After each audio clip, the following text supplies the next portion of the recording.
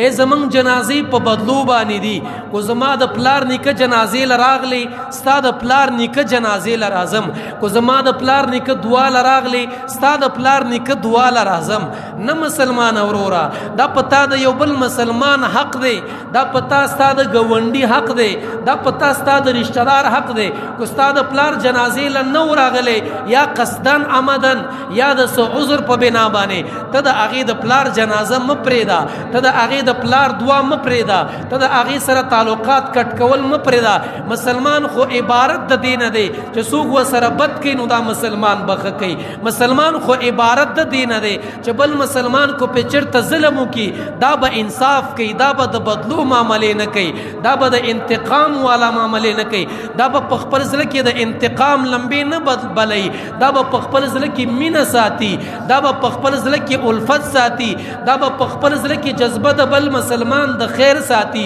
دا به په خپل زړه کې دا سوچ کوي چې زما د پلار جنازې لرانغه خیر دی هغه نه پوهېدو هغه قمقل په خبره باندې پوه نه شو په ما خو حق دی زما خو ګونډي دی زما خو رشتہ دار دی زه به د پلار جنازې لمزم زه به قبرستان لمزم زه به پېښور م اړوم زه به دعا لم راځم خیر دی کو زما پلار لرانغه خیر دی کو زما نیکه لرانغه خیر دی کو زما رشتہ دارانو لرانغه خو زمنګ جنازې په بدلو باندې زمنګ مړي په بدله باندې زمنګ دعا په بدله باندې هر یو کار په بدله باندې مخون نه کوي سنا س کارونه د الله د پاره وکا سنا س کارونه د الله د رضا د پاره وکا سنا س کارونه د آخرت د پاره وکا سنا س کارونه د قبر د پاره وکا سنا س آخرت ته جمع کا سنا س د الله د رضا د پاره وکا هر یو کار د انتقام د پاره مکوا هر یو کار د بدلی د پاره مکوا هر یو کار کې دامو وای کو تیرا سره کې زید سره کوم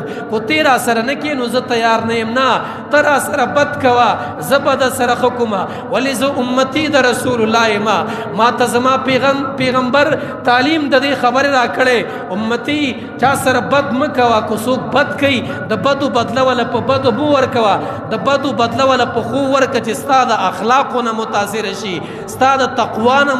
متاثر شي ستا د دیندارۍ نه متاثر شي او یادو ساتي چې کله دا نیک عمل یا د مسلمان حقونه ادا کول د الله د رضا په خاطر وی کنه بیا به دی الله دنیا کې کامیاب کی او بیا به دی الله آخرت کې کامیاب کی نورونو جنازې په بدلو باندې مکوي دعاګانې په بدلو باندې مکوي دعاګانې جنازې د الله د رضا د پاره کوي د مسلمان حق وګڼه د مسلمان خیر خوایي وګڼه او دا د آخرت د پاره ځان له د کامیابی یو لوی ذخیره جوړه کړه د الله د رضا د پاره